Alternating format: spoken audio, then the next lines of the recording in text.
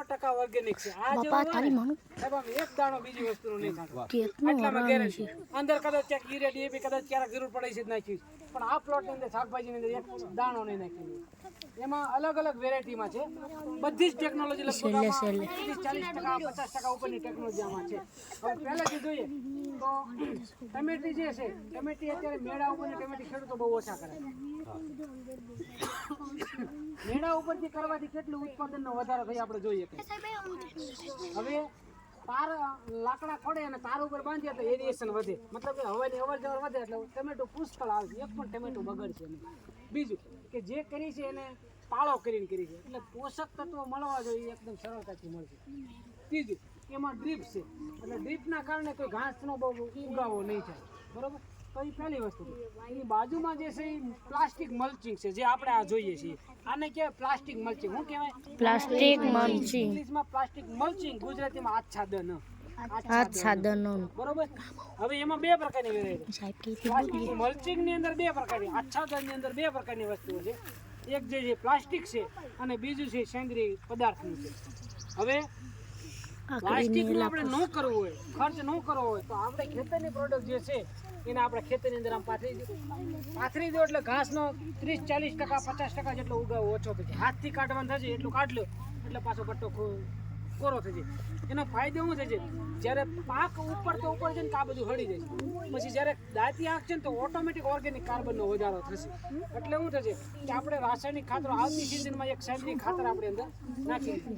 પ્લાસ્ટિકથી કેવું થશે કે ભેજનો બચાવ થશે, નીંદણનો નાશ થશે, નીંદણનો ઉગાવ અટકાવી શકશે, પાણીના મતલબ કે મજૂરી ખર્ચ ઘટશે. આવા પ્લાસ્ટિકના અનેક અલગ અલગ પ્રકારના ફાયદા છે. બરોબર.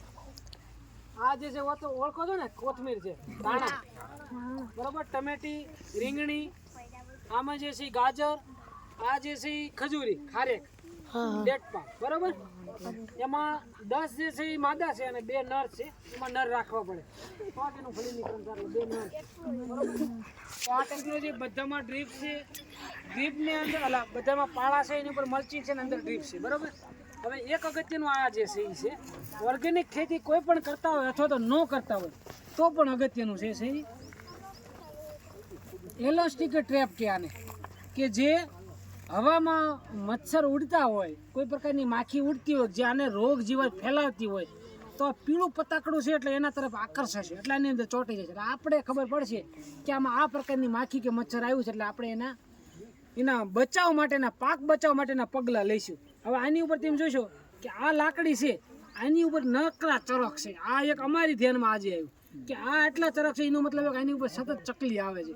હવે ચકલી જેટલી વખત એને ઈયળ ભાષે એટલા એને વિનાય છે. કુદરતી રીતે નિયંત્રણ છે. અહીંયા ચરક પડી ખાવા માટે આવે એટલે કુદરતી રીતે જ આમાં નિયંત્રણ થાય છે. બરાબર. તો મલ્ચિંગ છે, ડ્રીપ છે, પ્લાસ્ટિક મલ્ચિંગ છે, સેન્દ્રીય ખાતર મલ્ચિંગ છે. આઈડિયા આવી ગયો બધું છે ભાઈ. યલો ને બ્લુ છે એ બેમાં અલગ અલગ પ્રકારના જીવજંતુ આવે છે. હા, એમાં કેવું છે જો યલોમાં વધારે છે એ પાક પ્રમાણે હોય છે. અમુક પાકમાં જે છે એલાસ્ટિક હોય છે, અમુકમાં બ્લુ પ્રકારની હોય છે. એટલે પાક નહીં, વેરાયટી જે નુકસાન કરતી કીટકો જે છે એમાં બે પ્રકાર. આમાં કેવું ઓલી આપણે ગુલાબી ઈયળ આવતી હોય તો એનું ફૂદું છે યલોમાં આપણે થતું હોય. પછી મધમાં ઓલી માખી હોય સાદી તો આના ઉપર હોય. તો મલ્ટી રાખવાથી વધારે ફાયદો થાય ને? મલ્ટી જ રાખવાને ગમે ત્યારે ગોઠવો તો અમારામાં તમે જોવો તો આખા એટલે જો સામે ટેપો છે, પેલા એ છે, ત્યાં પણ છે, અહીંયા એલો છે.